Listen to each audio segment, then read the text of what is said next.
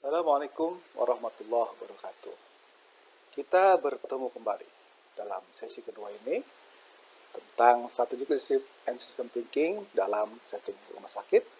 Nah, ini kita akan mendiskusikan bagaimana hubungan organisasi rumah sakit dalam sistem thinking. Ini merupakan sebuah pengantar untuk memahami sistem thinking seperti apa. Diskusi kita kali ini akan terdiri dari 4 hal. Yang pertama adalah melihat konteksnya dari rumah sakit, yaitu dalam public health, kemudian bagaimana sistem kesehatan, lalu ekosistem rumah sakit, dan terakhir tentu saja bagaimana sistem thinking itu.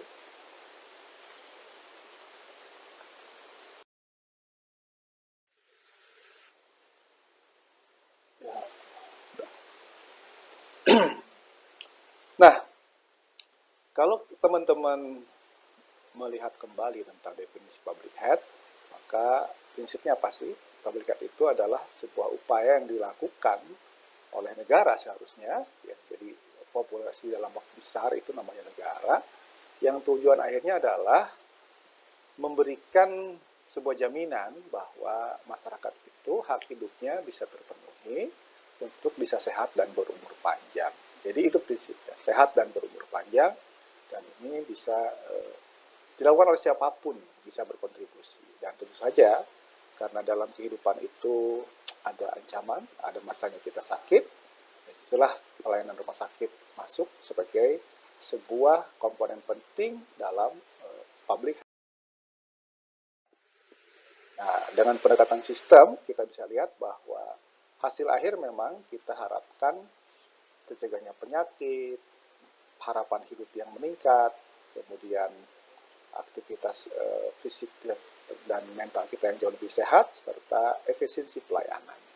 Dan itu semua harus diorganisir, ya, dan salah satu bentuk organisasi yang terorganisir itu adalah tentu saja pelayanan rumah sakit itu, gitu ya. Dan walaupun rumah sakit tentu saja spesifik dalam konteks ini kepada pelayanan tertentu, yaitu ketika orang sudah sakit dan sifatnya individual. Gitu. Nah, disinilah perannya dalam public health kita mengenal istilah miracle yang menunjukkan posisi atau function dari seorang public health fighter, ya. Apakah dia sebagai manager, innovator, researcher, apprenticer, humanitarian, leader, dan tentu saja educator. Kembali, prinsipnya adalah to enable every citizen to realize his birthright of health and longevity. Jadi relasinya adalah relasi warga negara terhadap negaranya. Itu harapkan semua bisa sehat dan berumur panjang sehingga bisa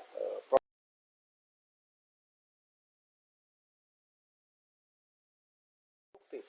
Nah, untuk bisa menjalankan itu, maka setiap negara harus membentuk yang disebut dengan sistem kesehatan nasional.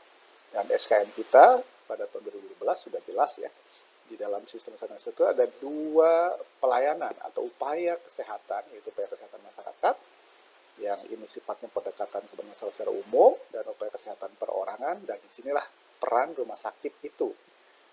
Jadi rumah sakit bagian dari upaya pelayanan kesehatan yang ada di Indonesia untuk tentu saja mendukung upaya agar setiap orang bisa hidup sehat dan berumur panjang.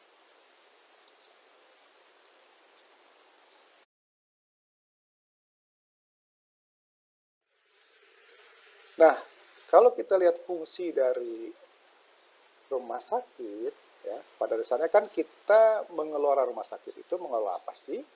Mengelola manusianya, keuangannya, materialnya, metodenya, kemudian peralatan atau mesin, dan juga marketnya. Maka kita kelola dengan proses setidaknya misalnya planning, organizing, activating, controlling, dan evaluating untuk mencapai tujuan rumah sakit. Apa sih tujuannya? Bisa saja bentuknya misalnya jumlah pasien, kemudian length of stay-nya, lalu pasien satisfaction atau kepuasan pasien, dan itu juga efisiensi dari pelayanan dan lain-lain.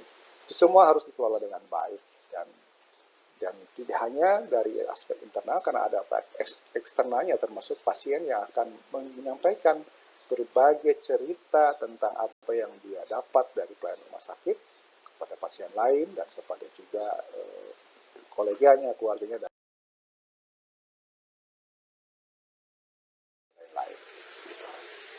Nah, kalau kita lihat ekosistemnya rumah sakit, apalagi sekarang ya di era digital, maka begitu banyak. Jadi rumah sakit itu bukan menyendiri di sini di tengah-tengah gitu ya, tapi akan sangat berhubungan dengan seluruh aspek kehidupan kita di mana rumah sakit itu berada, baik lingkungan sekitarnya yang dekat maupun lingkungan jauh. Karena itu memang kita bisa simpulkan bahwa pada dasarnya rumah sakit itu berada pada lingkungan yang dinamis, yang terus berubah, terus berkembang, sehingga rumah sakit pun harus melakukan penyesuaian, baik perubahan karena dorongan dari internal rumah sakit maupun dari eksternal rumah sakit, dan itu semua harus direspon dengan tepat.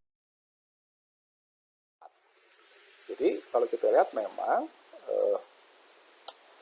ekosistemnya itu adalah di mana kita hidup saat ini, jelas sekali ya, makin banyak perubahan dan perkembangan yang begitu cepat gitu ya, yang kadang-kadang tentu saja membuat kita kok persoalannya lebih kompleks ya sekarang, lebih rumit dibandingkan dulu gitu ya. Kemudian ada ambiguity. Dulu kita bisa mengerjakan dengan model seperti ini, hasilnya seperti ini, bisa diduga. Sekarang apa yang dikerjakan belum tentu kan gitu ya. Kemudian ada ketidakjelasan. Mengapa? Ada investor baru datang. Kita udah bangun rumah sakit, sekarang di depan kita seberang ada rumah sakit lain. Kok dibolehkan gitu ya. Itu perubahan-perubahan yang membuat bisnis kita dalam konteks ini adalah perjalanan rumah sakit kita masuk kita menjadi mengalami hambatan. Kemudian mengakibatkan kita menjadi volatile ya, tidak tentu dan sangat riskan ya. Ini ya barangkali kondisi yang kita hadapi saat ini. Nah, sehingga bisa kita katakan berbagai pendekatan lama, metode lama itu menjadi tidak efektif.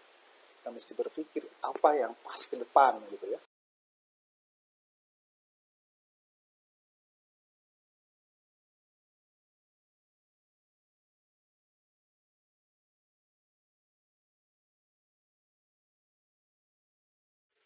Nah, disinilah sistem thinking hadir ya untuk menjelaskan sebagai sebuah pendekatan yang holistik, yang menyeluruh, bagaimana kita menganalisis ya tentang satu masalah, bukan hanya masalah itu sendiri, tetapi bagaimana berhubungan dengan sistem lain, komponen lain, baik di dalam maupun di luar. Itu yang disebutkan oleh Peter Senge sebagai sebuah konteksnya adalah sistem yang besar, yaitu ekosistem di mana rumah sakit berada, di lingkungannya, bukan hanya yang kecil, misalnya apakah 2 km, 5 km, dan seterusnya. Nah, dalam bahasa Indonesia ada yang mengatakan dari Tristan bin Al-Malik, suatu pendekatan pemecahan-pemecahan yang kompleks dan dinamis. Jadi, ini adalah pengertian dari sistem thinking, yang intinya kalau kita lihat, nanti kita akan diskusi tentang apa sih sebenarnya sistem thinking, kemudian mengapa perlu, kan begitu ya, dan bagaimana sistem thinking itu dikerjakan, kan gitu.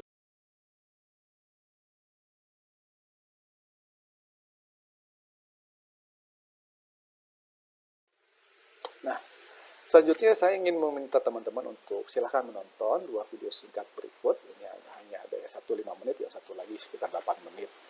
Kemudian teman-teman tolong buat ringkasan video itu seperti apa sih, kemudian diskusikan apa saja yang penting dari system thinking, dan perkirakan bagaimana semua itu berlaku di rumah sakit. Jadi bukan barang baru diberlakukan di rumah sakit, tapi ini sudah ada. Jadi hanya saja kita sekarang melihatnya dengan pendekatan sistem thinking. Jadi bukan dengan pendekatan lain. Nah, dengan pemahaman itulah harapannya kita bisa melihat interaksi yang lebih baik, dan tentu saja pada akhirnya supaya kita bisa mengelola rumah sakit lebih baik lagi. Terima kasih banyak. Assalamualaikum warahmatullahi wabarakatuh.